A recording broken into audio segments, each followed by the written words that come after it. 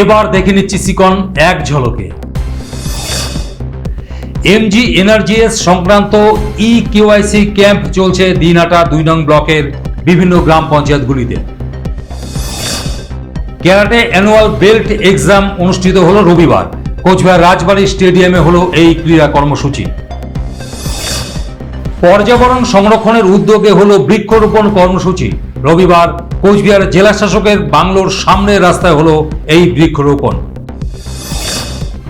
Cooch Behar press ক্লাবের নির্বাচনে বিভিন্ন পদে নমিনেশন পত্র জমা পড়ল রবিবার। আগামী রবিবার রয়েছে এই প্রেস ক্লাবের নির্বাচন। কোচবিহার লালদিঘিতে মাছের মড়ক, ভেসে উঠছে বিভিন্ন মাছ, আর এই ঘটনায় এলাকায় চাঞ্চল্য।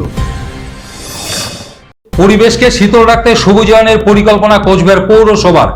দিঘির পাড়গুলিতে চলছে বৃক্ষ পরিচর্যার কাজ।